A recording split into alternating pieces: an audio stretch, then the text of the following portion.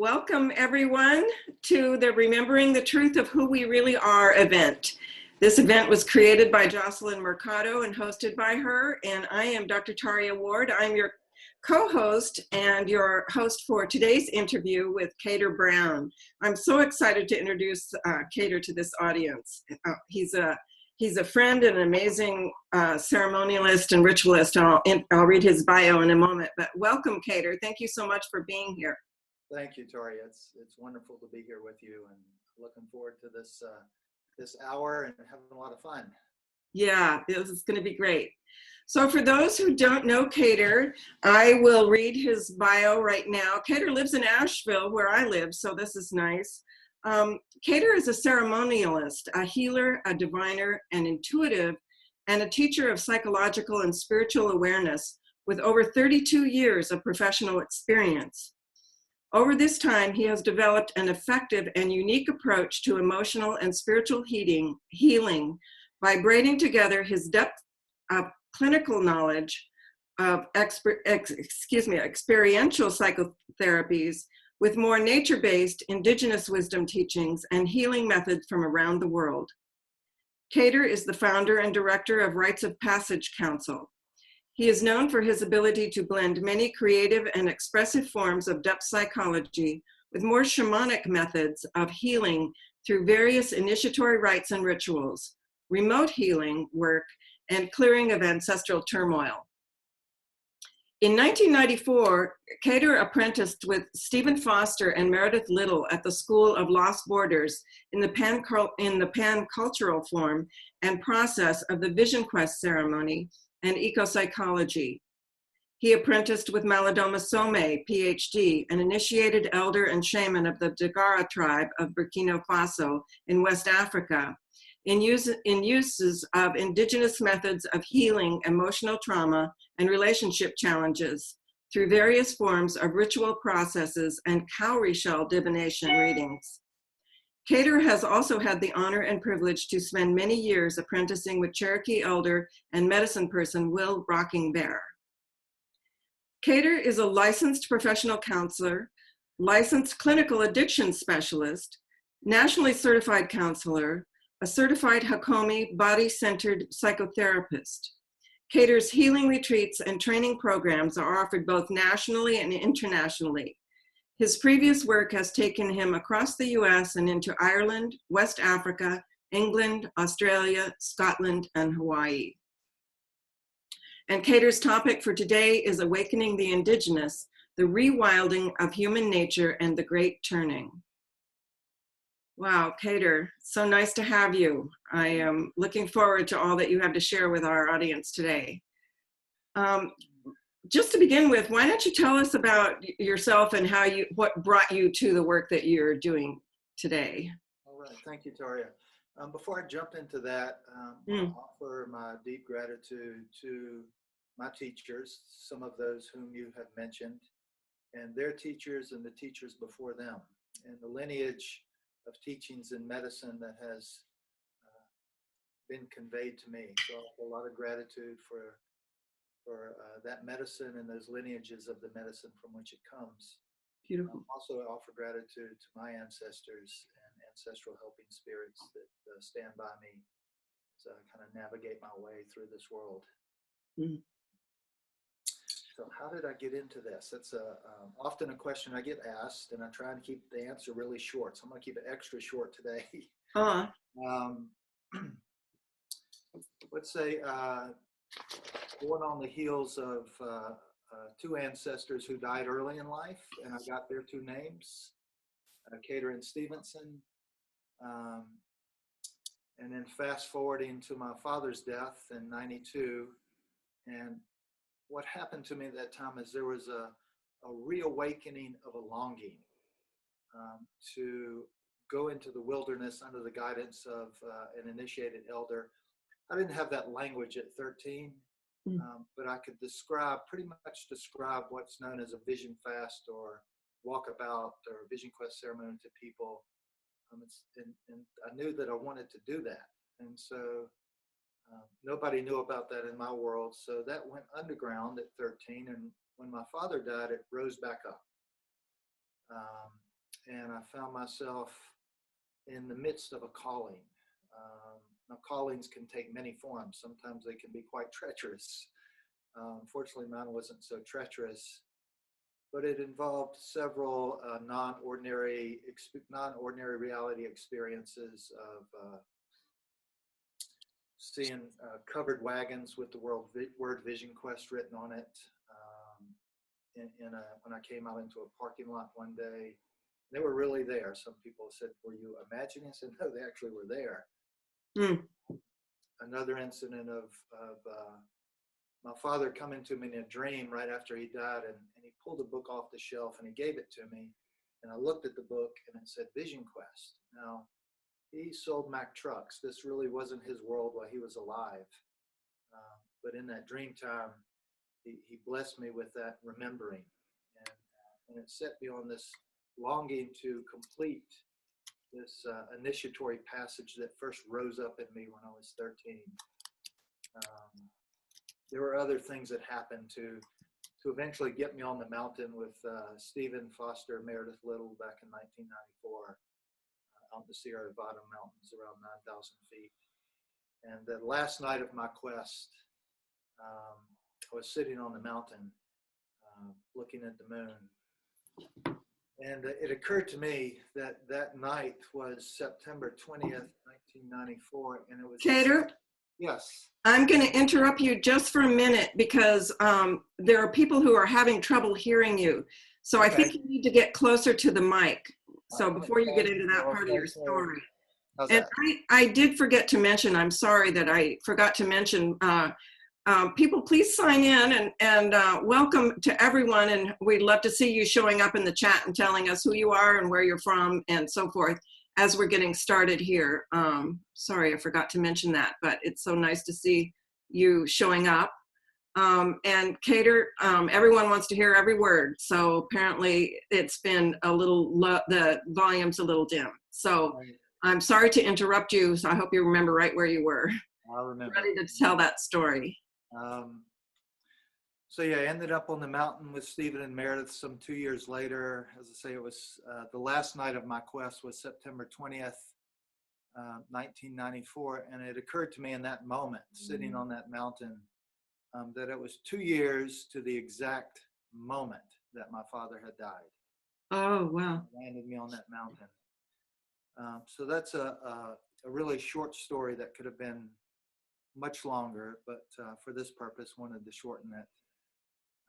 And then when I came down off the mountain, I knew that I was in love with this ceremony called Vision Fasting, Vision Quest. Mm. And I began to apprentice myself to the medicine of that work. And then my other teachers that over the years, Will Rocking-Bear and Aldoma Some, they added deeper and broader awareness of the rituals and ceremonies and medicine that became part of that. So that's a little bit about how I got here. Along with all of that, my background in clinical work and all the experiential psychotherapies, when I was around 28, I began to blend the clinical knowledge with the indigenous perspective of healing. Mm-hmm. When people ask me sometimes, well, do you blend the shamanic work with your clinical work? And I said, I used to. Now I tend to blend a little bit of the clinical with the shamanic because it's kind of gone that way. Mm-hmm. So it's helpful having both lenses and perspectives and working with people. Mm-hmm. So that's some of how I got here. The title, Reawakening the Indigenous, the Rewilding of Human Nature, and the Great Turning, is something that my work has become much more passionate about engaging, working with people with the awareness of, what's going on globally in the world, what's needed. And what does initiatory passages have to do with that? Right. Why would those are things that interest me. And, Yeah. Before I ask the next question, if anybody still can't hear, would you put so in the chat? But I think the sound is much better now, so I want to be able to. My screen a little bit here. Yeah. So I think everyone can hear you now, Kedar.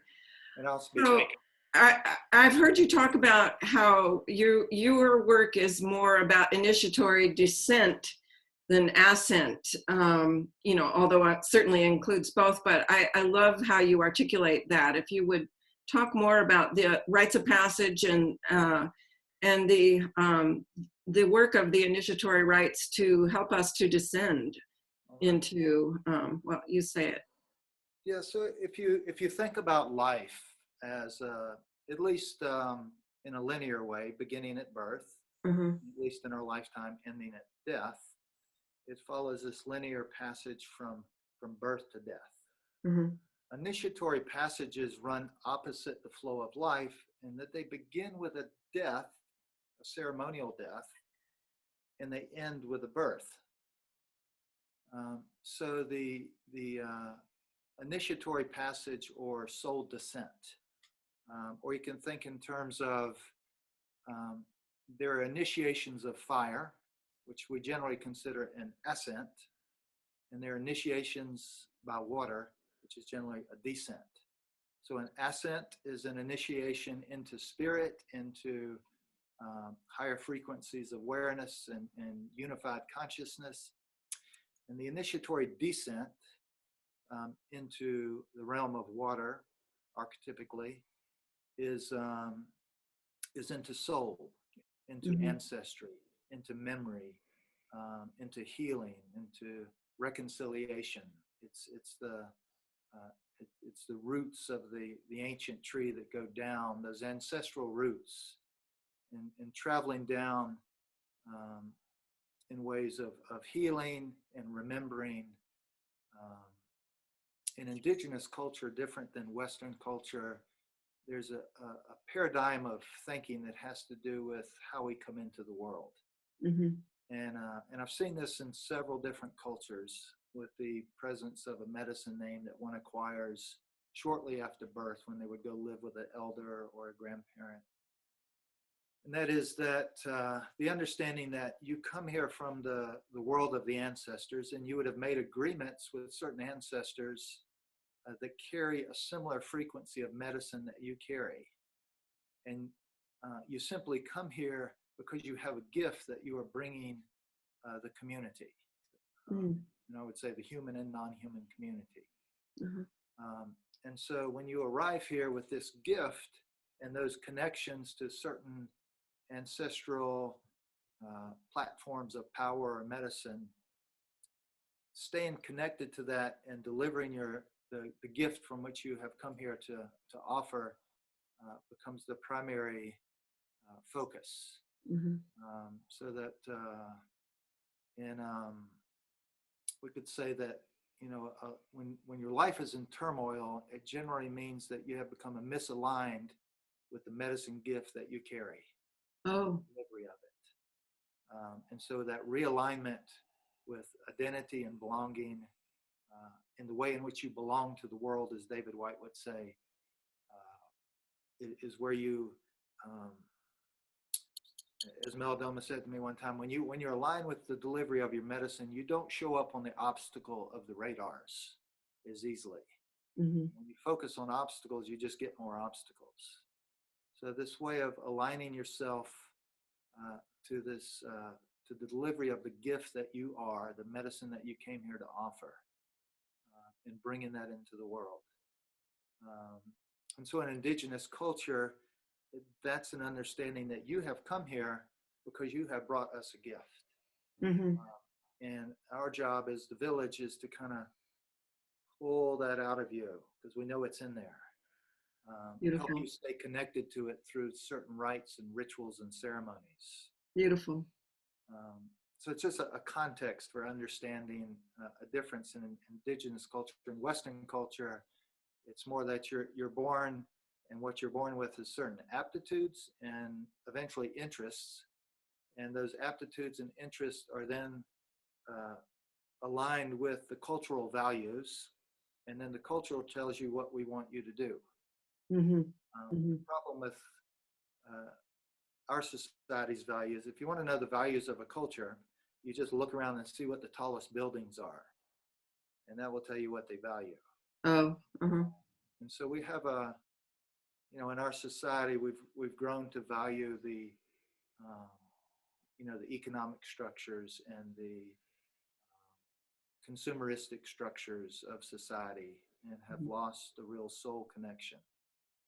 And people generally aren't willing to do that initiatory dive, that soul work. Mm-hmm. And as I tell people, one time somebody asked me, so well, if I didn't know that I needed to do this, could I actually not do it? And I said, no, doesn't work that way. You'll either do it voluntarily or involuntarily, but you will be going down to the river. Mm-hmm. And it can happen through chaos and turmoil, through ceremonial awakenings. There's an old Irish Celtic proverb that says, the troubles in this world can only be healed by the other world. And the troubles in the other world can only be healed in this world. And so there's an applied reciprocal relationship of healing that's necessary. And that community includes the not only human but non-human, and not only the living but the ancestral. That's how communities understood in indigenous life. So that they say the ancestors are thirsty, and what they're most thirsty for are the tears of the living, because it helps them heal. And as they heal, then they help us heal. So again, this reciprocal connection with ancestors, that's hugely important in the remembering and these initiatory rites and passages. Kedar, if you can get a little closer to the mic, there's still just a little bit of volume difficulty, and especially when you're drumming, I think if you put the drum to your side instead of between us and the mic. Okay. Because I know you have a wonderful story. But I'll arrange it, and we'll do a little test before we start off. All right, great. Yeah, let's do that so everybody can be sure to hear it. But there's a lot going on in the chat you can look at later. People are really enjoying the stories you're telling and really aligning with it. So it's lovely.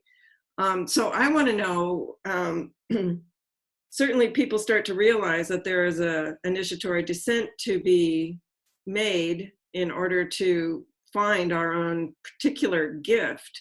So how does one set themselves on that path? What are the ways that you would recognize or advise that people set themselves on the path to really find their own unique gift, talent, who they really are, what they really have to offer, and approach that? The path will find them. Yes. And it more like it stalks you until it corners you. Yeah. And so you don't have to look far. Maybe just turn your attention to where the most trouble seems to be, and that might be the doorway of initiatory descent. Okay. I want to say something about children and elders. I was thinking about this earlier. The one thing children and elders have is in common is they both have a foot in the other world. That's why they get along so well. That's why they need each other, children and elders. And so this initiatory descent calling, awakening, doesn't show up so much for the elder or for the child. It's in that middle zone for the rest of us.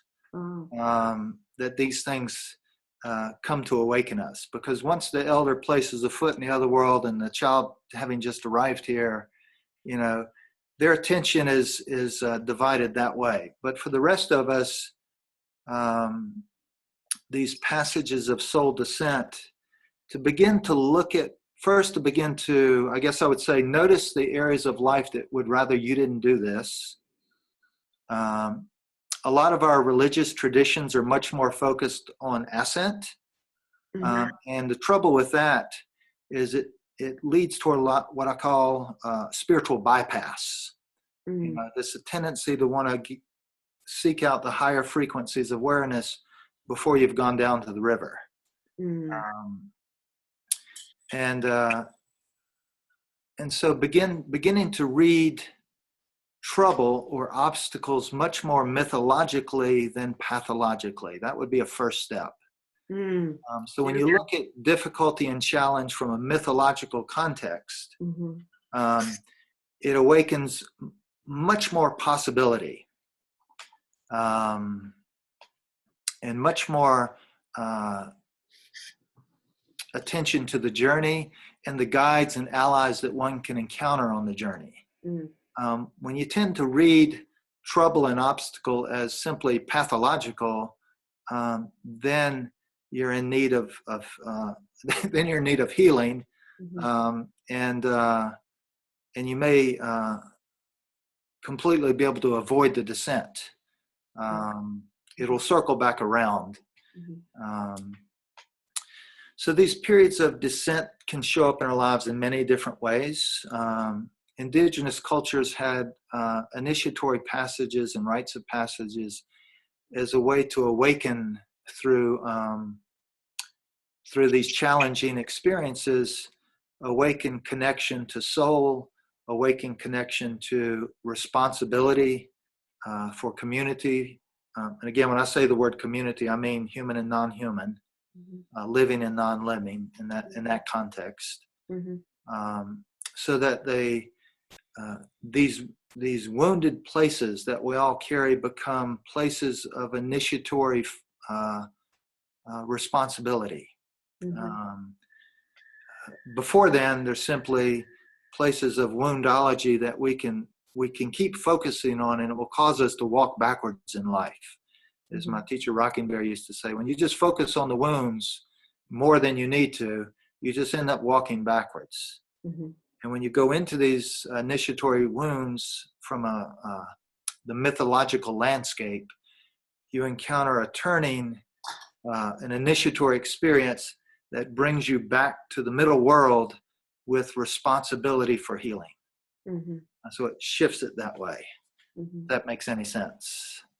Yes, it does. And I'm struck as I appreciate so much what you're saying, and the idea that going toward the trouble rather than away from the trouble is the way to start to make the descent. And I do know that in our culture, and certainly often in our nervous systems, wherever the trouble is, that's where we just want to back up and go away rather than understand the invitation that it offers us to awakening. And so I really love the idea of thinking of that mythologically, that is the invitation now to understand that an awakening is inviting us to happen. Right. When you talk about going down to the river, can you say more about that, about what you mean by that? So I'm using the river as that archetypal or mythological realm of descent. In the story I'm getting ready to share with you in a bit, there is a descent into the river.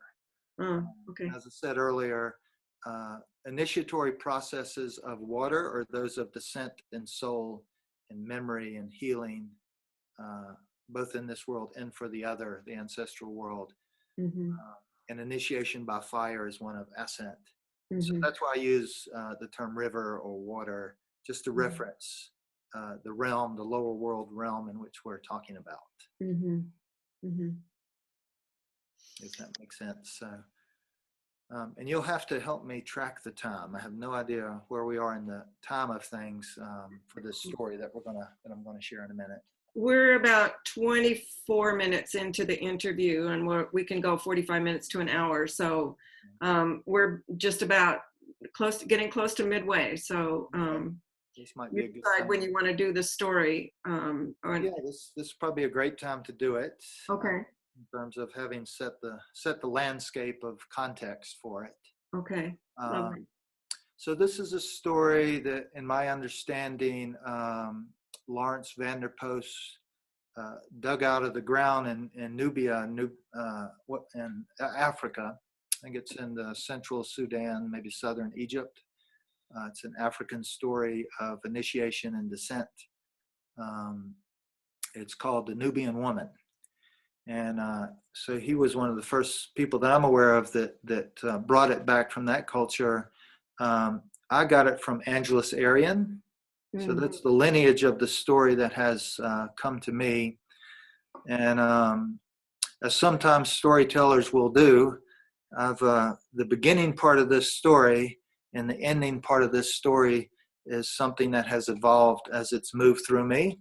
Okay. So if you're familiar with the story, you may not know these parts to it that I was given to add to the front end and the back end. Okay. So that's the story. That's the medicine story, and that's the lineage from which it came to me.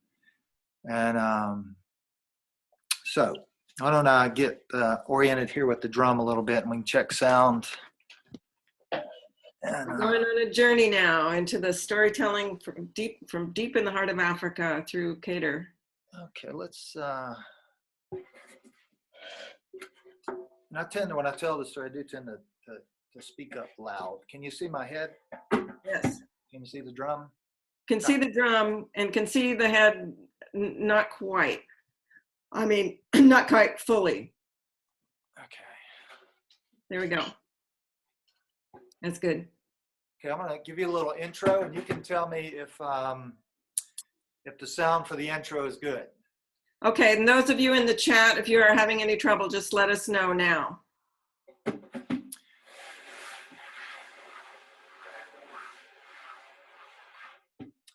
I'll tell you a story, and before I tell you this story, there's something important to know about stories. In Africa, they consider stories to be living and breathing entities. They're not fixed constructs of meaning. And so the life of a story and your relationship to the story changes. And that's why with medicine stories, you can hear a medicine story 100 times and your relationship to it will reorient itself. And as I learned from Angelus Arian, some of the important pieces about storytelling is not to understand the meaning of a story. In Africa, they say if you understand the meaning of a story, the story is dead. It has nothing more to offer you. But rather than looking for meaning, I want you to notice where in the story do you show up for the first time.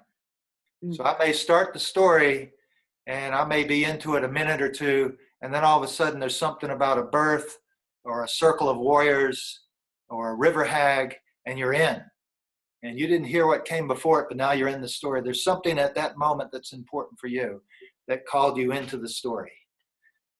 The other place to notice in the story is where in the story does your attention stop and the story keeps moving. And you stayed back down at the bottom of the river, and now I'm back at the village, and you didn't hear anything after that, and you're still down there at the bottom of the river. So where in the story does your attention stop and hang out? That's another important piece to notice in the story. And then the other place of a story, the other threshold spot of a story is where in the story does your attention leave the story? And when it leaves, where does it go? And what happens there? And so these three places in stories, what I call the medicine thresholds of a story that have the most to offer you. And these places will change over, again, you can hear a story 100 times and these things will shift and change in the story throughout your life. And so that's the essence of a story as a living and breathing entity. Okay. It's about relationship, not about what it means or the moral of the story. Great. So let's do a little bit of a test here. Can you see me and can you hear me okay? Those of you in chat world, let Taria know that the mix is good, my voice is good, you can hear the drum. How's that sounding out there? Sounds like it's good. Yep, everybody's got you. They're hearing it. And we're going down. Yeah, keep your voice up as you go. So as they say, once upon a time, or once below a time, or once sitting in front of your computer somewhere in the world, listening to somebody tell a story in a place that you think is in time. There was a village. Now, this village existed a long, long time ago. Some say it was so long ago it was older than the pine needles on the trees. This village existed a long, long way from where you are and where I am. Some say it was so far from here, it was further east than the sun and further west than the moon. And in that place and in that time, there was a village. And at that village, there stood a circle of warriors, shoulder to shoulder, facing outwards around the lodge. Within that circle of warriors, standing shoulder to shoulder, facing outwards around the lodge, inside that lodge sat a circle of grandmothers facing inwards. And within that circle of grandmothers was a woman bringing new life into her village. Outside this lodge could be heard sounds of drumming and singing and prayers of gratitude to the ancestors, prayers of gratitude for this new life coming into this village. For they knew that this new life coming into the village was bringing a gift, was bringing medicine that they needed. And soon could be heard sounds coming out of that lodge, sounds of deep breathing and grunting. The way you hear sounds of deep breathing and grunting when a woman is bringing new life into her village.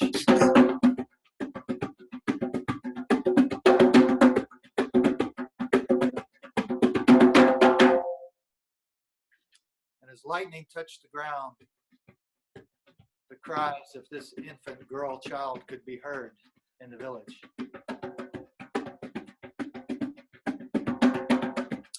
And as she opened her mouth to speak about this gift that she had brought these people, all that came out were cries. So she knew that she would wait and learn the language of her people, and then she would speak about why she had come. For she had remembered those agreements she had made with her ancestors before coming here about the gift that she was bringing. Yet as time was habit, one moon stretched into the next, and one season stretched into the next. And with that stretching came forgetting. Forgetting about those agreements. Forgetting about that connection to the world of the ancestors. Generally happens around 4 or 5 or 6 years old in this world, where we start to forget. So with that forgetting, something else began to set in, was a longing for connection, to belong. For the connection and the belonging to the world, for the ancestors from which she had come, had faded. And what was left in it was place with this desire to connect, to belong, to be part of something. And so as she grew up in this village, forgetting set in, and she began to notice things. She began to notice there seemed to be a lot of fear in this village. There seemed to be a lot of turmoil. People seem to have forgotten their connection to the ancestors, forgotten how to be grateful, forgotten their connection to creation. And the longing in her to belong, to fit in, grew even deeper until it grew into a sorrow. And as is often the case, those things we feel on the inside begin to get mirrored to us on the outside. And so the other girls in the village would soon begin to ignore her, exclude her, and tease her. And hurt and the disconnection grew even wider within this young girl's heart. And the other girls in the village would sometimes whisper behind her back,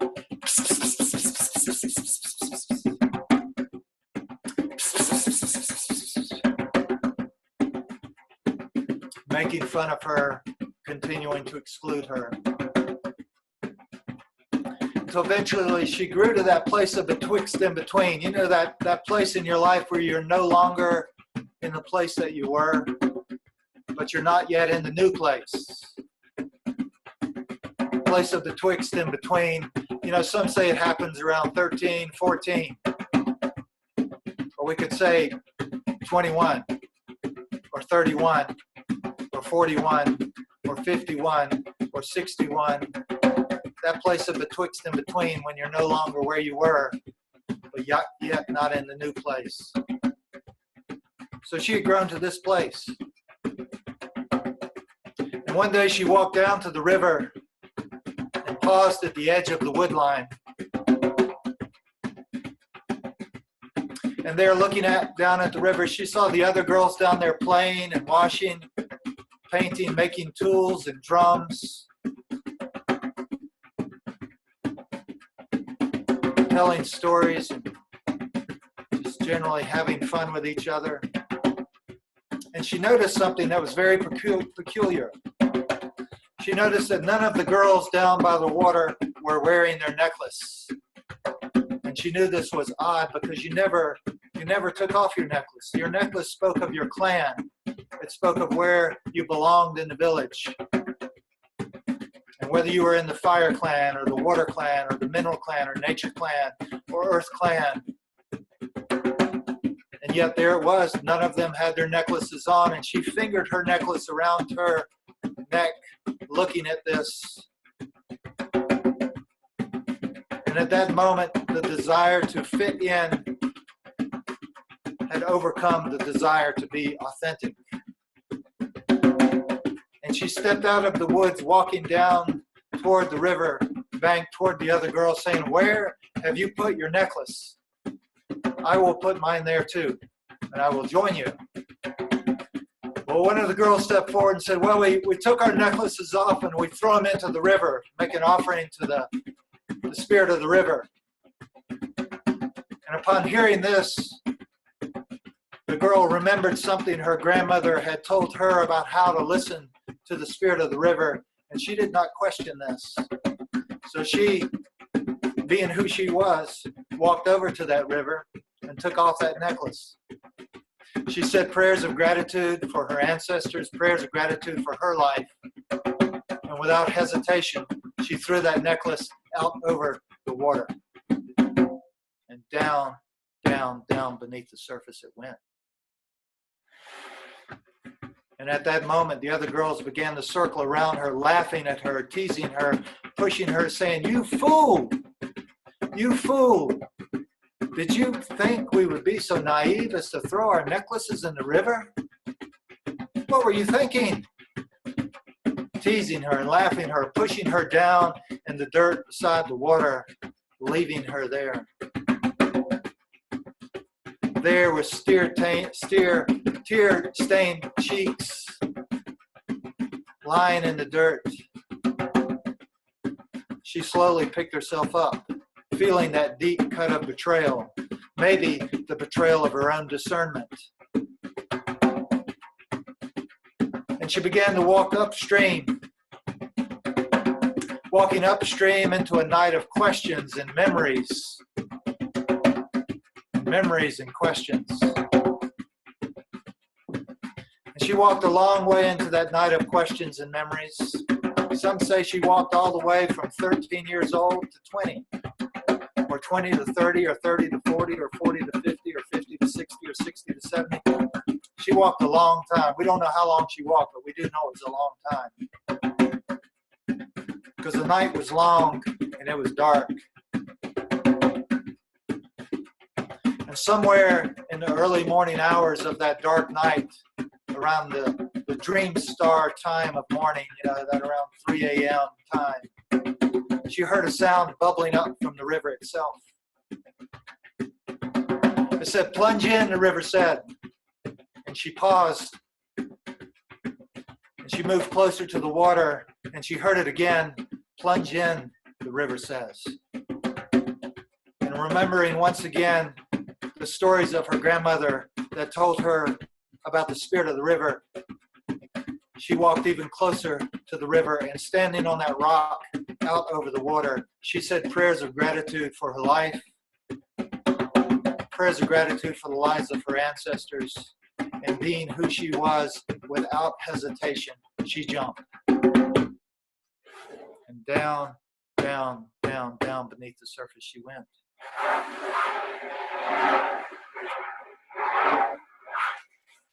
And as the silt settled on the bottom of that river, the way silt settles when it's been disturbed on a river bottom, the water eventually clears. And as the water cleared, she looked, and some 30 yards away, she could see a faint firelight. And as she walked closer to that firelight, she could now see that there was an old woman sitting by the fire, stirring the coals with a stick, keeping them hot. And she studied this old woman for a bit.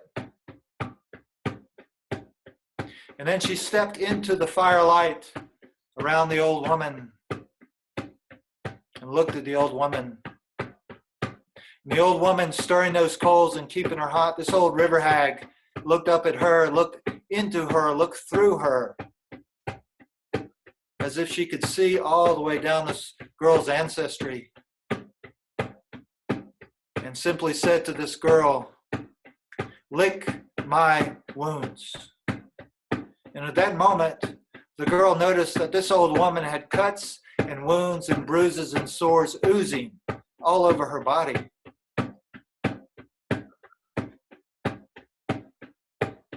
Now this girl knew that she was not in the ordinary world anymore. She was at the bottom of a river, and there was a fire, and there was an old river hag that she had encountered. This indeed was not the ordinary world. So she stepped even closer to the old river hag. And once again, the old river hag said, "Lick my wounds." And trusting the stories of her grandmother, she stepped forward, and she picked up the arm of the old river hag and began to lick those oozing sores and wounds. She began to tend to those wounds. And it was very faint at first, like a small light that began to grow inside the belly of the old woman. But it got brighter and brighter and brighter until it filled the full body of this old woman and began to come to the surface of this old woman's skin. And those wounds, those cuts, those bruises, they began to heal. This light began to heal those wounds as the girl licked the wounds.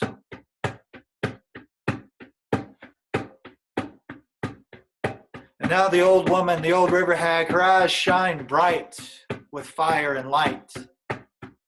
And she stood up, towering above this girl. Now looking down at this child, this girl, she reached out and she scooped this girl up in her arms. Now this girl, not familiar with this kind of fierce intimacy, began to squirm a little bit. And the old river hag held fast with fierce compassion. And you see this squirming began to turn into a bit of frustration. See, the girl wasn't comfortable with this. As frustration turned into anger, and as anger turned into rage, the old river hag, she held fast.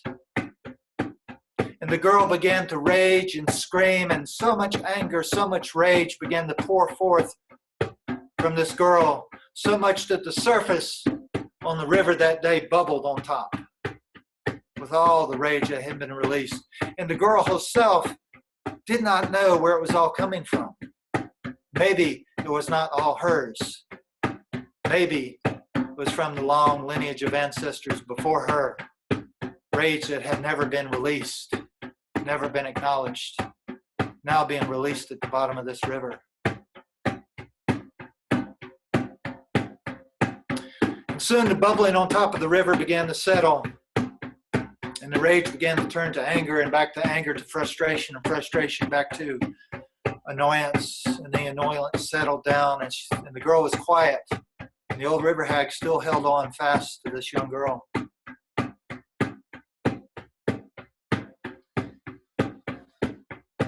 the girl became very quiet and still. And then there was 1, and 2, and 3, and then hundreds and hundreds of thousands of tears began to pour forth from this girl. And she began to wail and lament and lament and wail. And the old river hag continued to hold fast with fierce compassion to this child.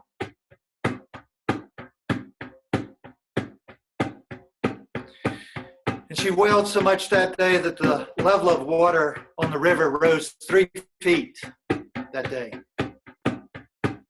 And the girl herself did not know where all this grief was coming from. Maybe it was not all hers. Maybe it was coming from the lands of her ancestors themselves. Maybe the very land itself. But you know the way grief sometimes sits beneath anger, just waiting for that anger to be released so the grief can have a pathway out. Well, that's what was happening down at the bottom of this river. And soon the level of the river began to settle back down. And the wailing and the lamenting quieted into soft tears. And the soft tears came to a stop. And now the girl was feeling completely free and light. Still the old river hag holding her, and now gently setting her down. And she looked up at the old river hag, wanting to say something, but can't quite form words yet. Wanting to say something of gratitude to the old river hag. But before she could utter a word, there was a sound in the river.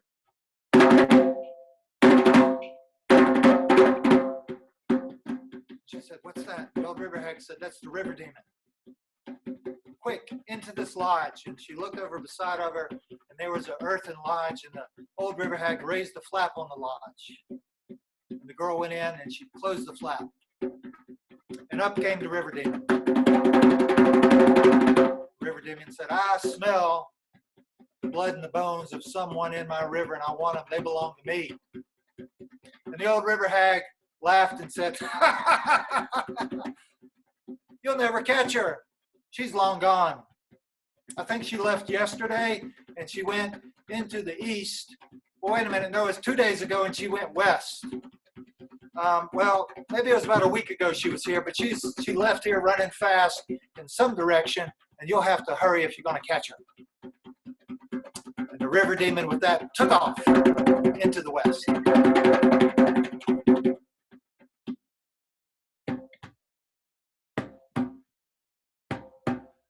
That moment, the old river hag raised a flap on the lodge, and the girl came out. Once again, the girl now standing beside the old river hag, looking up at her, wanting to offer gratitude for the healing, gratitude for the protection. And before she could utter a word, the old river hag simply clapped her hands. And out of the river she came, landing on the river bank. This woman landed.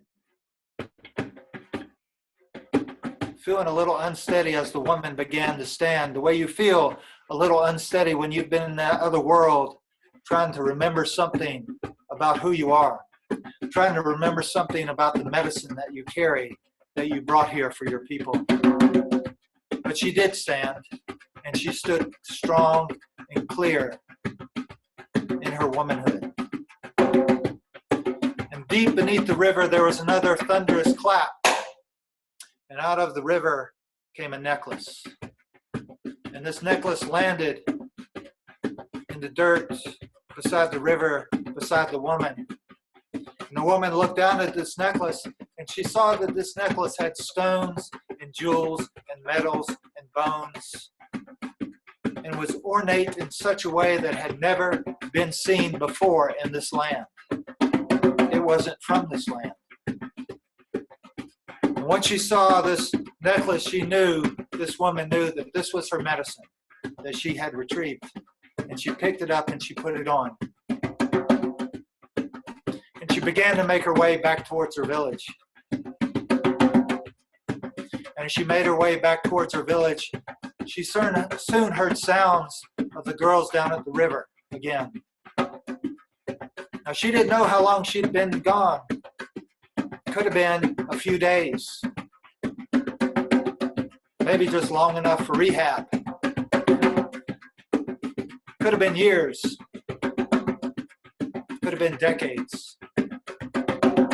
But at any rate, she appeared back at that village, and there down at the river were girls playing down by the water.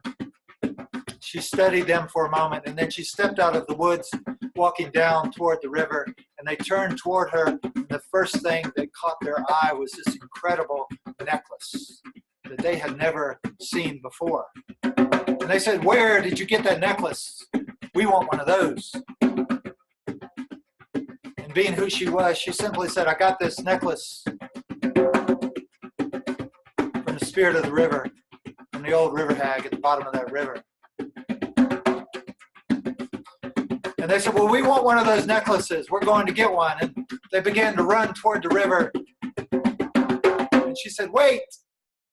But it was too late, and they had already jumped. And down, down, down to the bottom they went. And as the silt settled on the bottom of that river, those girls looked across, and some 30 yards away, they could see a faint firelight. And as they neared that firelight, they could see that sitting by this fire was an old woman stirring the coals and keeping them hot. They stepped into the firelight saying, "Old woman, where can we get one of those necklaces?" Well, the old river hag wasn't one much for answering questions, you know. She said, "Lick my wounds," is all she said. "Old river hag, we want one of those necklaces." "Lick my wounds," the old river hag said. And at that moment, the girls noticed this old river hag had cuts and wounds and bruises and oozing sores all over her body. And they said, "Old woman, you're gross. We're not touching you. We want one of those necklaces. That's what we're here for." And again, she said, "Lick my wounds." "Old woman, you're nasty." And they turned their back on the old woman and began to walk away. And then there was a sound in the river. Turned around quickly saying, "What's that? What's that? What's that?" And the old river hag said, "Oh, that's the river demon. You girls better run now, because I think he smells you down here. I think he smells you down in this river, so you better start running." And they took off running. And the river demon followed. Now, some say they're still down there running into lives of compulsions and addictions, obsessions, running into lives of distractions and depression and anxiety, running into lives of entertainment and consumerism. Down there running, still running from that demon, afraid to tend to those wounds.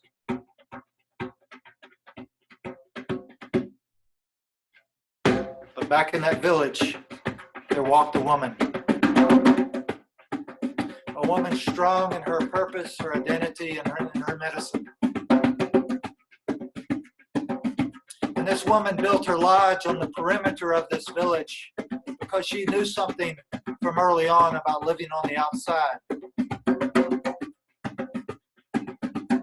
But this time, she built it from a place of vigilance. From this vantage point, she could see all the children, she could see everyone in the village from where she had built her lodge.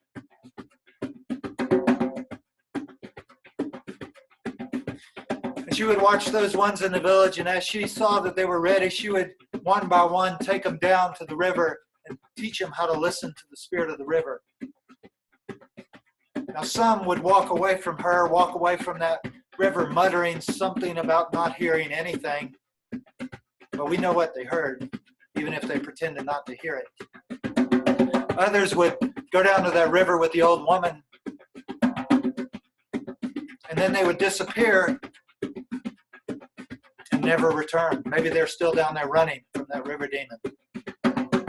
And yet others would go down to the river with the Nubian woman and disappear into the river, and then some weeks or months or even years later, a woman would appear in the village with something that was desperately needed, a teaching, a healing.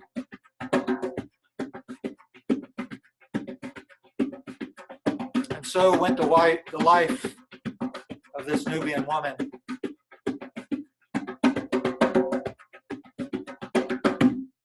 Now you may say, Kedar, that was an interesting story, but didn't you tell me that was a long, long time ago in a place far, far from here? There aren't villages like that anymore. There aren't people willing to do that anymore. And if that were so, we probably wouldn't be sitting here having this conversation. So maybe it's not so.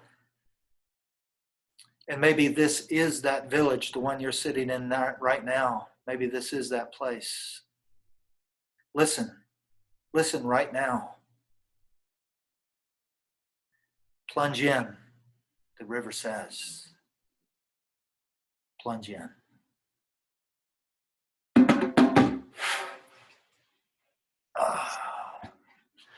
going to get a little up in here where you can hear me and see me a little better. Okay. So again, that's a story name is The Nubian Woman that was handed off to me from Angeles area, and I think she got it from Lawrence Vander Post and from that country in Africa. Actually known for their the honor and respect of the feminine. It seems to be a good story to tell these days. I feel like I'm guessing most of us do, like I'm just waking up from a dream, just like, wow, you really took us into the dream time. What an amazing adventure we just had with you. Thank you. You're welcome. Wow. And I imagine people will start to, as we shake off the sleep of the dream and find ourselves on the shore and awake again, we'll have things to say to one another and during the chat, and also questions to ask. I'll say in terms of my entry, or, really potent place in the dream to me was the lick my wounds. Mm-hmm. And I was thinking about what I know I've heard you talk about before, about Joanna Macy's thing about the pain. Right. About and that's what I was feeling when I was saying before, is like we tend to go away from trouble, but I guess what I meant really there was pain. Right. We tend to go away from the pain. It's hard to go into it to really know that that's the entry. So just to say something about that piece, and recognition of a great elder and a great eco-philosopher activist, Joanna Macy. Mm-hmm. In a recent video that I was watching with her in it, she made the comment, she said, I used to think it was greed and ignorance that has gotten us to this place of global destruction of our ecosystems and climate balancing. She said, I don't think that anymore. I think that it is the avoidance of pain. And that spoke so significant to me about the initiatory journey of descent and the unwillingness to really look at the pain that is out there in terms of clear cutting and ecosystem destruction. And I want to also say it's important not to demonize the other. Mm-hmm. The logger who's clear cutting, I invite you to get to know this man and his family because he's just trying to feed his kids. We can't demonize each other. There's no solution in that. We have to find the ground, as Rumi says, a ground out beyond right doing and wrong doing, where we can meet. And the places of those initiatory descents open the heart and open the compassion. And I believe those are places of connection. So that we can become aware, heartfully aware of the state of things with each other and also our greater community of the non-human. And in the indigenous perspective, calling on the ancestral helping spirits to guide and assist. And given that this is a global online interview, I do want to make a distinction. When I say ancestral helping spirits, I don't mean that being dead qualifies one for an ancestor, no more than being alive qualifies one to be healthy and well. In indigenous world and reality, there's a division between death and arrival in a realm of ancestors where you then become helpful to the living. And so just want to make that distinction for those who might recoil when they think about their dead relatives. Is like, I didn't like them, now I certainly don't want to call on them for help. And I'm talking about something else. So that again, indigenous world, there is a realm greater, compassionately loving beyond that. Right. And then our own connections to the sacred in whatever tradition that we're in. To lean into that and look for connection and relationship. I think the answers lie in relationship. If we don't have relationship, then we'll not find answers. Right. We'll find judgments and projections. There's one thing to have relationship with the land around you, even in your immediate surroundings, but also to get to the place where the land itself has relationship to you. So it's just not something framed from an eco-centric mindset of, oh yeah, I know this place, I know this land. And I would say, does the land know you? Does the mockingbird that travels this particular area every afternoon as the sun's starting to set, does it know you? Does that being know you? Because that's relationship. I remember one day taking a walk right near here where I live, and the words entered my mind like words from the great beyond, and it said, it's all about relationship. And that's all there was. And I knew that whatever it is, it's all about relationship, that really is the central core of what is. It's all about relationship. And relationship to ourselves. One time listening to my teacher, Will Rockenbear, talking to a group of people, and somebody said, there's so much violence in the world. What do we do? And he said, you got to stop the violence. And he paused. And then he said, I'm talking about the violence that we all do to ourselves in our own head. We got to start there. The first revolution is the one inside ourselves. Absolutely. And so we stop that violence. And then from there out. Right. So, Kedar, I think we'll move to the chat very quickly, but I would love to hear you just give a few closing remarks about what you're talking about in your topic about the great turning I know that your sense is that this is a really important time right now, this moment, and how that relates to the rewilding. So just a few comments on that, I think, would be really lovely before we move into opening up the conversation. So yeah, the title that I chose for this, The Reawakening of the Indigenous, the Rewilding of Human Nature, and the Great Turning. Mm-hmm. And I'm reminded briefly of this study of the wolves in Yellowstone and the reintroduction of wolves back into Yellowstone after they had been exterminated. And then they put them back into Yellowstone some 20 some years ago. And then they began to study again the environment and realized that the course of a river had changed and that everything in the entire ecosystem had changed and literally the environment. Mm-hmm. And then they spoke about this term in science they call trophic cascade, that when you take the top predator out of its ecosystem, the way wolves were hunted to extinction or other great predatory animals were removed because we didn't want them there, it disrupts the entire system itself. Everything underneath that predator, even the land itself, is disrupted.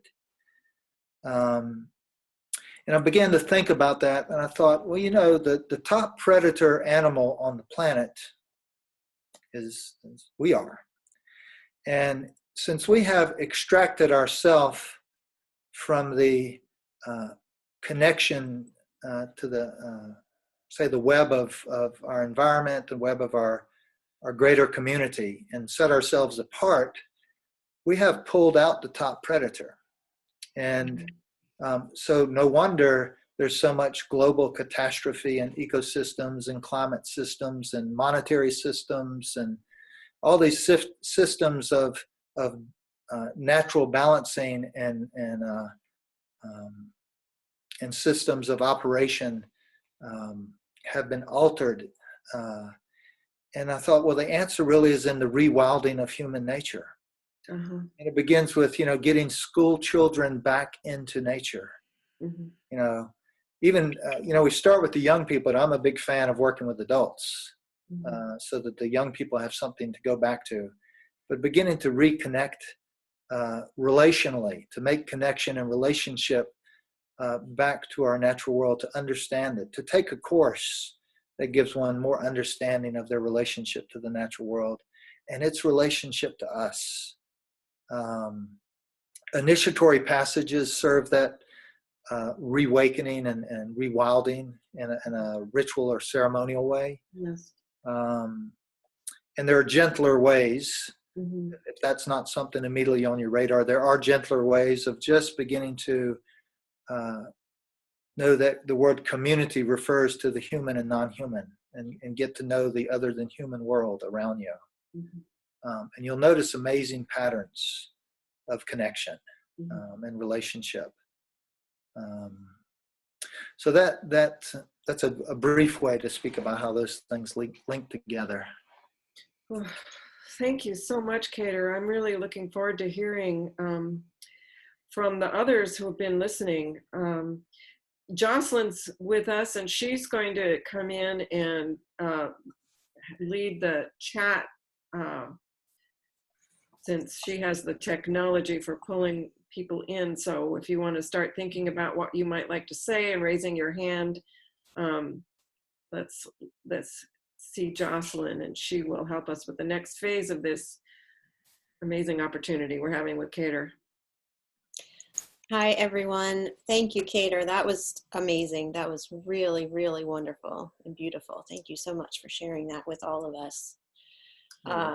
I'm so touched by so many parts of this conversation. I'm not even sure which one to draw out right now. So we'll leave it to the audience because it was just really wonderful. I do want to say one thing, just to reemphasize one item you said just a minute or two ago, Kedar, about getting the school children back into nature. I think that is just absolutely critical. Well, I think we can all agree it's critical for our future, and something that any little part of that any of us can play, whether it's with our own children or grandchildren or nieces or nephews, or getting involved in,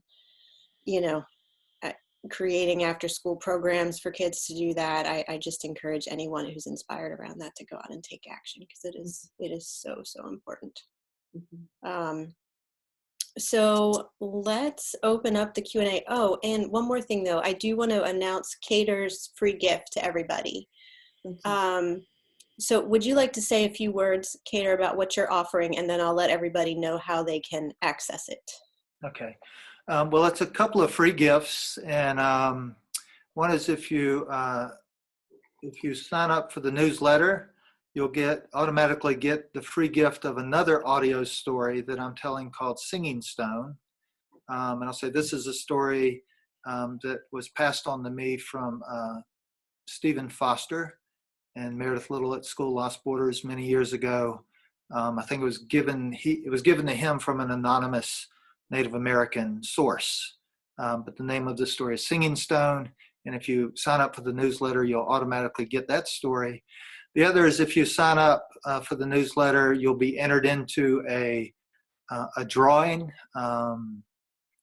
for a free 30-minute divination. And if you're curious about divinations, you can go to my website and click on the retreats button, and then you'll see a button for divination. I'll tell you what that is and what that's about. So for free drawing for divination, and then the free audio story. Okay, wonderful. And Kedar, you had mentioned before we started that if anybody did not want to sign up for your newsletter, but they did want to be entered in the drawing for free divination, that possibly they could email you. Yes, if you'd rather not sign up for the newsletter and get the free audio story, you can just email me directly by going to my website and hit the contact button. I'll show you how to email me through there. Okay. So my address is my name, Kedar, at kedarbrown.com. The spelling is a little different than it sounds. That's why I recommend going to the website. Okay, wonderful. And so for everyone listening live now, I just posted the link to Kedar's website, and above that slightly the link to sign up directly for his free gift.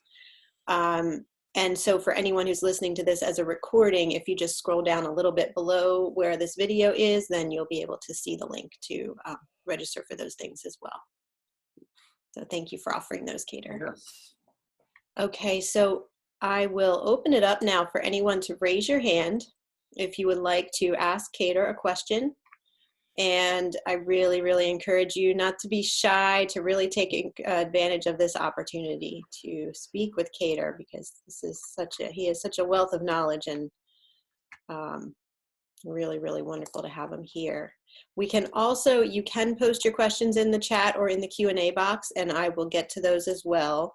But I want to encourage everyone to raise your hand, and we're going to prioritize the questions if people raise their hands, because we just love to talk with you and see your smiling faces out there in the world. Okay, well, to get things warmed up, then let's go with this question that was put in the Q&A box. Tom has asked, how can I distinguish my pain from the pain of my ancestors and or the pain of the world? That's a big question. Yeah, I would say in ritual, it's not necessary to distinguish, and that the pain, because you already connected ancestrally and you're connected to the environment. Some people have particular connections and relationships, say, to trees or to rivers, and they'll source and become an expression of the pain that's embedded in the landscape. In terms of your ancestral blood lineage ancestry, in terms of that pain, it would be good to do what's called lineage clearing work. Matter of fact, if you're interested in that, I would watch the very next show that's coming up with a friend of mine, Daniel Four. He's going to talk more about that. But the understanding that the turmoil of the dead becomes the turmoil of the living until their healing happens for them. And so doing lineage clearing work, or if you have folks that do that kind of work on your behalf, can work with you in that way. But that would be important to do, to really look and see, because you don't want the turmoil of the unresolved dead kind of filtering over into your life and then becoming your emotions and your feelings and your struggles. So one of the things when I do divinations with people or work with people is I always look into the line and to what needs healing there. because whatever needs healing there is already creating trouble here. And so that's kind of the first place to look. Okay, thank you very much, Kedar. Mm-hmm. So we do have someone raising their hand. So Ibtisam, let me bring you over to talk with us.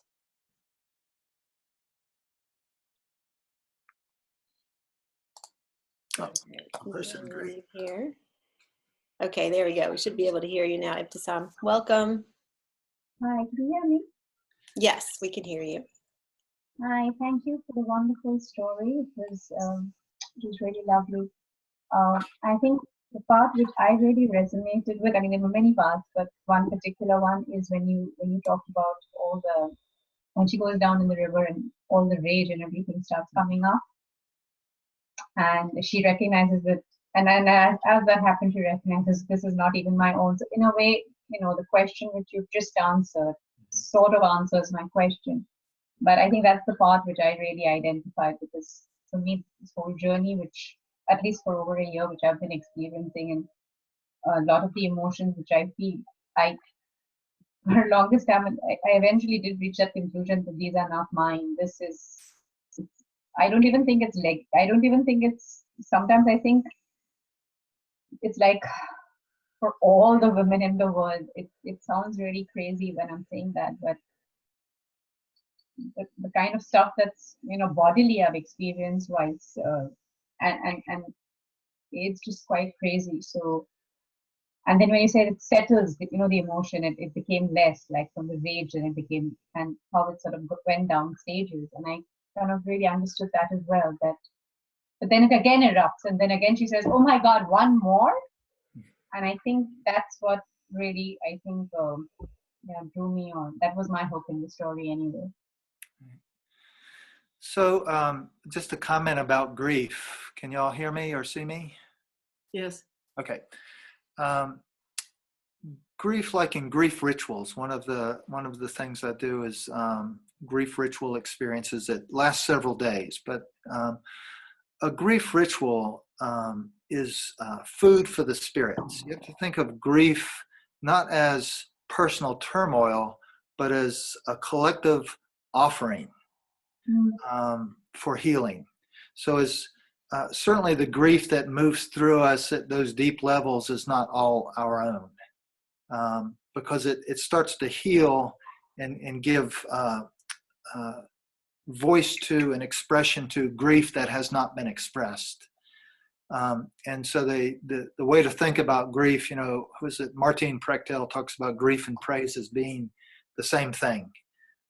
And so grief, I think of grief as food for the spirits, and grief is not a personal dilemma, it's a collective responsibility of offering. And so grief rituals and expressions of grief are ways to heal and feed the spirits at the same time we heal and help them heal.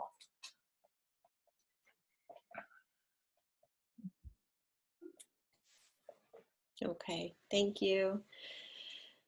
Thank you, Ibtisam. Have a wonderful day. Hope you can join us for the next two interviews. Yeah, I'm hoping to. Yes, definitely. Thank you so much, Jasmine. Thank you. You're welcome. Thanks for being on. Bye-bye.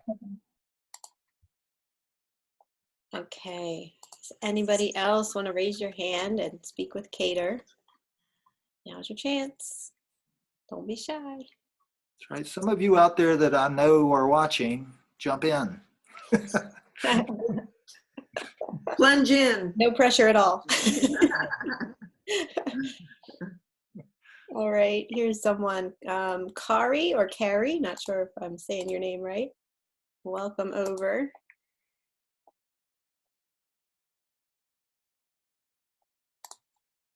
Okay, welcome. We should be able to see and hear you now, Kari.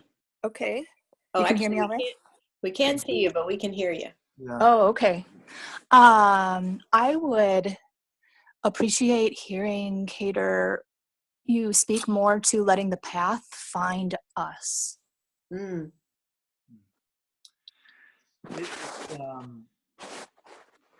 The medicine you carry, when you become separate from it, it begins to stalk you the way that you are looking for it. It's like you're looking for each other.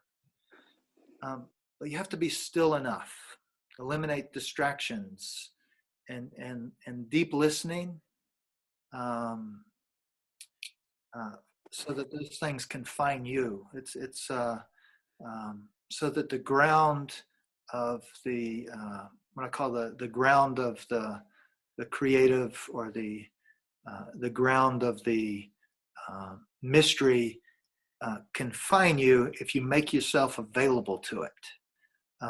So efforting, it's kind of like if you say, well, being a seek is kind of the antithesis of ever finding anything, because you have to be seeking. So it's more like stillness, deep listening, heartfulness. Gratitude is a great ingredient for opening awareness. Paying attention, just really paying attention, and deep listening. But eliminating distractions and getting quiet are key to so it can find you. Spending time in nature. My teacher used to said the three most important things. This is another rocking bear-ism. He said, you know what the three most important things is? And I said, what are they? He said, pay attention, pay attention, pay attention. It took 15 years before I knew what he meant. He was not being redundant. He was talking about the Toltec tradition of attention, and that there's the ordinary consciousness attention. And then there's, once you master the awareness of tracking ordinary consciousness, you separate yourself from it so that then you can watch it. And then the third level of attention is when you're completely present in the moment. You're not even aware of tracking and paying attention to anything. You're just completely present. So this idea of attention and presence and relationship. And it doesn't matter where you are, what situation you're in. You don't have to be sitting in front of a candle or up on top of a mountain. You just open your awareness, open your heart, and listen. It'll be right there in front of you. Thank you so much. Very resonant. Beautiful. Thank you so much. And thank you, Kari. Have a wonderful day. You too. Blessings. Okay, we have two more hands raised now. So Nikki, I will bring you over now, and then Gail will be next.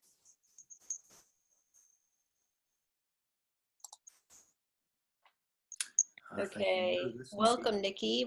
We should be able to hear you. I can't see you though. Hi. There you are. Hi, welcome. Oh, wow. Wow. I feel a bit nervous. Nervous. We're all in this together. But I think it's really the time now to jump in and not say no and do things, because we only have now. Yes.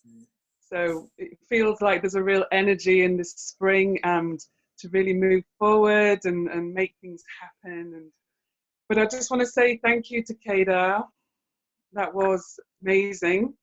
And I watched that with my 14-year-old daughter. And I think these stories are so important for our children. Most importantly, I really resonated with what you said about our children needing to be in the wild. They don't need rules and regulations, and they don't need telling what to do, because they know it and they just need to be able to remember it. So it feels like a really important time in our lives. Incredible that we can actually all be here. We don't have to fly to a conference venue and sit in a stuffy conference hall. I can make food and wander around, and I really think that this new way of being with technology and using technology as a tool, but not letting it take over our lives, and finding a balance and knowing when to turn the phone off and actually connect, because it's such a distraction. anything. Sorry, I feel like I'm on a blurt, but well, please tell your 14-year-old daughter you said. Yeah, in fact, I think what I want to say is that this is what makes us happy. Because this is having things like a paintbrush in your hand and expressing. And I've just started painting this week for the first time in my life, and actually standing in front of an easel and just churning out 30 years of blocked, I can't paint, other people can paint. And it's just like, wow, come into the present moment, as you said, and really be present, turn off the phone, say no to people. I have a message for your 14-year-old daughter, but don't put her on the screen. No 14-year-old wants to be seen globally. Sorry, it was more the fact she was painting. Well, just let her know that the importance of never letting fitting in become greater than being herself. Indeed, and that part of the story of your story it's wonderful for me to sit there and hear it from where I am in the river and where she is on the journey, and it's such an empowering story for young women. So thank you. Take good care, Nikki. Thank you so much. Love you lots. Bye. Bye. Thank you, Nikki. I love the snake painting, the 3-piece painting behind you with the snake in it. That's really beautiful. Thank you. There we go. Really cool. Thank you. Thank you. I just want to say before I go, thank you for organising this. I've shared it with some very special people in my tribe who will then resonate. So here in Yorkshire, in cold Yorkshire, UK, we're all experiencing this with you as well. Thank you. Good. I'm so glad. So glad. Thank you for your kind words. Thanks. Bye. Thanks, Nikki. Have a wonderful day. You too, darling. Bye. Bye. Okay. Oh, we have lots of hands raised. Wonderful. Kedar, let me know if you are schedule wise, if you are able to continue for a few more callers. Is that? I can. I'm fine. Okay. So Gail, who I know is there in Asheville with where you both are located, is up next. So welcome, Gail. Let me bring you over. And then we have Nicola and Victoria coming up next.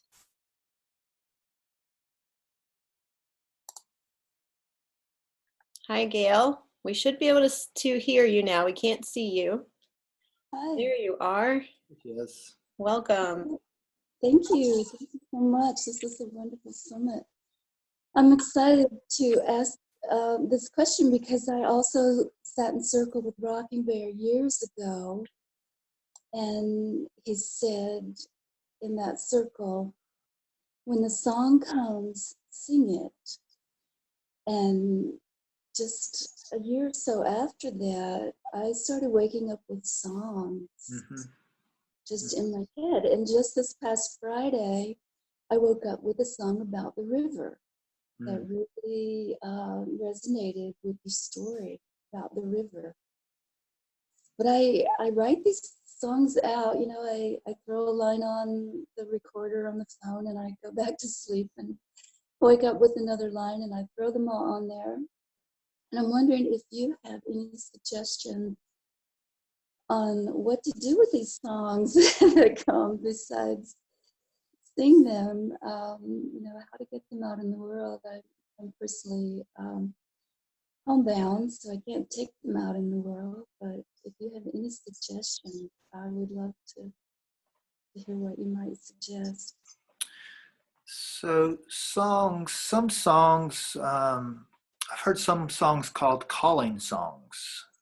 They often come to people as they're approaching an initiatory passage. A calling song essentially calls you into the medicine you carry, calls you into more of who you are at this time in your life. Some songs are to be sung for other people. Some songs are simply to be sung that you have relationship with.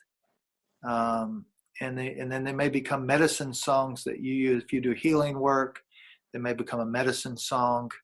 But the nature of the relationship to the song, to communicate with the song itself as an entity of relationship with you. So it's not to think of a song like a story. It's a living entity that has come to you.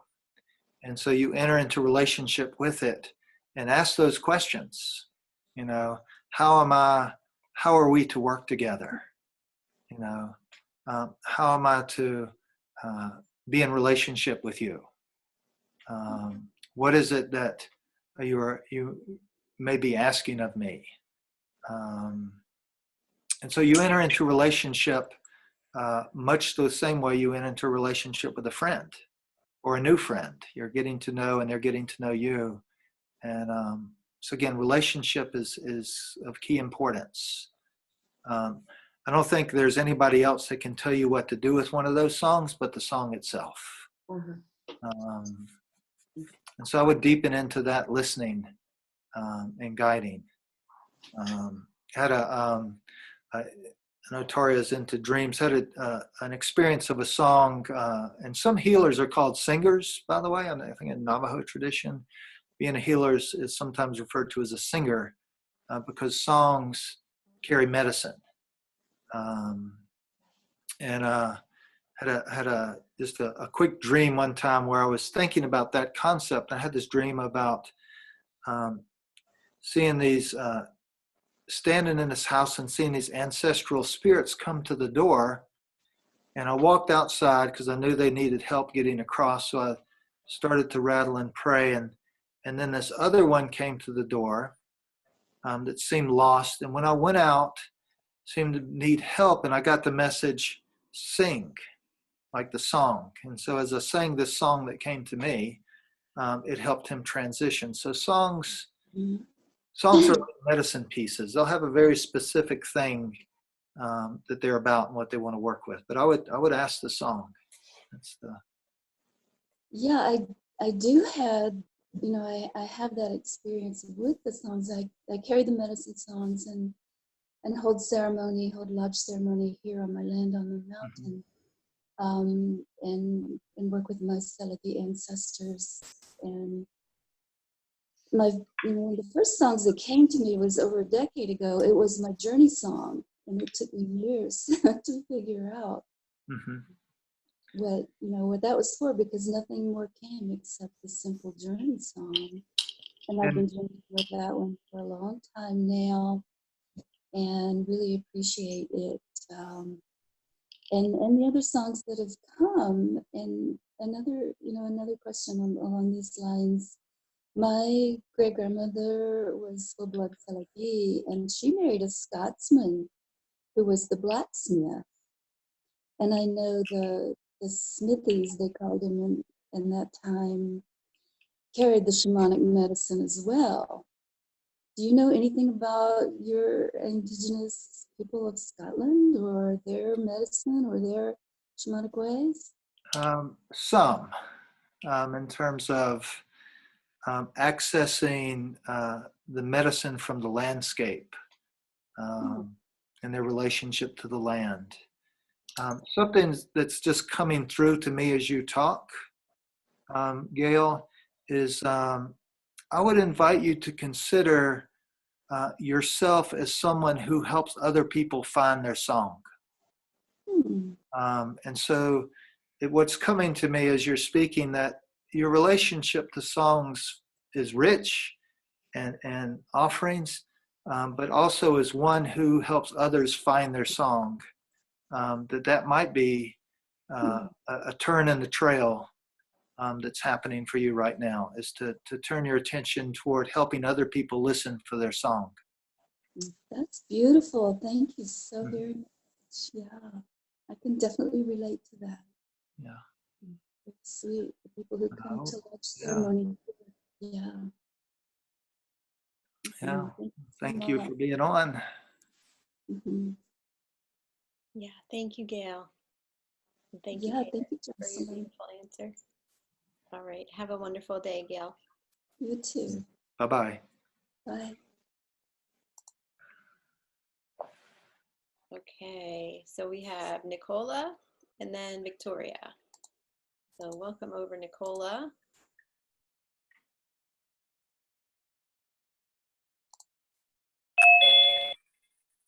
Hi, welcome.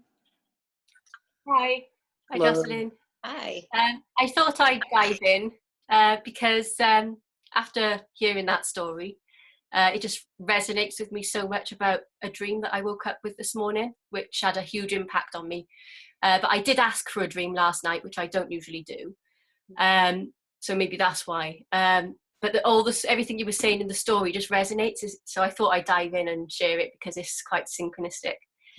Basically, I was standing in the middle of a river, and I just felt this rage, and it didn't feel like my own. It felt like the rage of the earth and the water. And in front of me, to my right, a door, like a portal door, appeared, and an Oriental type doctor man walked through, and he wanted to anaesthetize me and the river. And all this rage and anger came up in me. I did not want to be numbed and anaesthetized. So I turned behind me, and there was a row of cubicle toilets with white doors. And I chose the one on the right, and I wanted to hide in there. But before I did, all this rage, I looked down to the river, and all this rage and sadness just rose up. And I woke up terrified and crying. And I looked at my cushion, and the cushion was black, and it looked like a dead black crow. And I've never felt such, deep emotion from a dream before. And I think there's a theme because I've been journaling for a while now, and there've been a lot of Oriental authoritarian male men in these dreams trying to suppress me and nature for some reason, even though I don't know anybody like that in real life. There seems to be that theme. When I started journaling these dreams, when I turned 35 back in December, 2 days after my birthday, I dreamt of a wise old woman, and she was just so happy to see me. And she wanted me to go to a craft fair and share medicine and crafts. And ever since then, I've been having these strong dreams, and also a dream of a drum, like the African drum you were playing. I dreamt that 2 nights ago. And a woman was sat to my right, drawing keys and doorways onto the drum. And I used to teach drumming many years ago, like 15 years ago. And she was drawing doorways and keys and interrupting me and saying, just showing me these symbols. But I just felt there was a powerful resonance from that story, especially with the river and the rage rising. That's exactly how I felt this morning. And it just felt like the feminine rising. But yeah, I feel that a lot of resonance there. So thank you for that. Yeah. Thank you for sharing that. That's a very powerful dream or journey. I tend to look at dreams as actually you go somewhere as opposed to just a psychic flushing of residue. And so much to speak about there. I'll just speak to what I'm drawn to in your dream and in your comments. A lot of times people think of the elemental ancestors of, say, grandfather fire or water or mineral earth, nature. When they think of the elementals as holding judgment, in other words, they're angry or this is angry. The way I think about it is they actually become repositories for the human turmoil, and they're holding it. One of the images that I saw with down at the river and the crow and the grief, like in the story, is I would encourage you to explore your feminine line in terms of a specific. People often go to water to release grief, and water takes that grief, and shamans often use rivers and waters to deposit things because the water will take care of it. So if something's rising up out of the river like that, I have a sense it may literally be an ancestral lineage piece to explore some healing down that line for you. Right. That the water is showing you this, as opposed to the water itself being the one in grief. So it's just a way to think about it. I hope that's helpful. Yeah, it is. I also thought it might be a collective theme as well, sort of a collective feminine, suppression over the years, and it's suddenly just rising. It just felt like I was a channel for this, and it just rose up within me. Yeah, and that it's, the individual connection or a lineage piece connection will always open to the collective if we stay on the trail. Right. But it may be that very lineage piece connection, because you saw it, then you become a tool, an ambassador for healing, not only the lineage, but also to bring healing to the collective, so that your grief becomes an outpouring of offering. Right. Yeah, that makes sense. To feed the spirits. Yeah. Thank you. Mm-hmm. Yeah. Welcome. Thanks for being on. Thank you, Kedar, and thank you, Nicola, for sharing your dream. That's very powerful, and really synchronistic with Kedar's. Yeah, I'm going to join the Dream Village and the Dream Symposium. I've signed up today, so. Oh, good! Yay! We're Yeah. delighted to have you. Yeah, thank you. Yeah. Bye. Wonderful. Bye-bye. Have a beautiful day. And you too. Bye. Thanks. Okay, we have one more raised hand here, and this is Victoria. So welcome over, Victoria. And there you are. We can see and hear you now. Welcome. Hey, hi, Kedar. Hey. So I have heard this story many times, and what Kedar was saying about each time it's a medicine story. So each time you hear it, it teaches you something different. And I've come into the story so many different places, and over the times that I've heard this. And this time it was interesting. As I listened to the story, I felt just kind of a very calm sense through the whole thing. I felt like I stayed with the story. And the one place that I felt a little bit of a catch was the place where she is looking at the other women and they're playing together. And she says something like, "Tell me where you threw your necklaces, I'll join you." It was that line, "I will join you." And I just felt this little kind of seductive feeling that came in with that one, that lovely sense about belonging, And, but it didn't last very long, and it didn't have a big grab, but it was very subtle. And I thought, wow, that's just so interesting, that great human desire to belong, often even at the expense of ourselves, And then the other place that really caught me, or I felt, was after she had come out of the river and after the women had gone back and jumped into the river. And then there was this lightness of the drum where she's starting to move back into the village again. And there was this, I felt this just joy with that. So this particular story has been one, like I said, the first time I heard it was probably, I want to say 15 some years ago. And the impact has been so strong all the way along.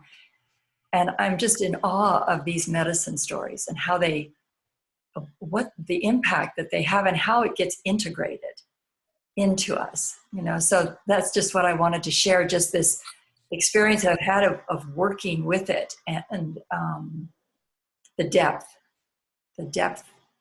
experience that's come from it. So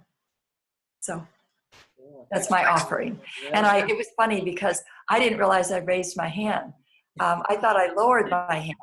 And then when I heard name, I was like, oh, I guess I'm supposed to say something. So that's why I thought, as right before I came on, I was like, well, I hope this is something, this is of value. So, I just kind of put whatever I'm supposed to say, let it be of value. So hopefully somebody out there is finding that helpful. It is all meant to be, I'm sure. Yes. Yeah. Thank you. Thanks, Thank you. Victoria. And thank you, Kedar. Thank you so much. Thank you, Victoria. Have a wonderful day. Thank you. You too. Thanks.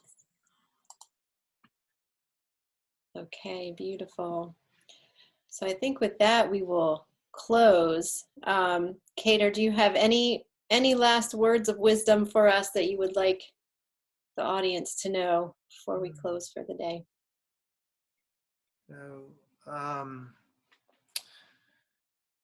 Deep listening, connection, relationship, slow down, pay attention, pay attention, pay attention. That's an important one.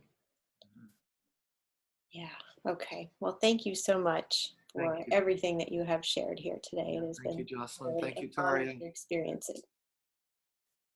It's been a pleasure. Thank you so much, Kedar. What an offering you've just made, and I'm so grateful to have been with you and part of it.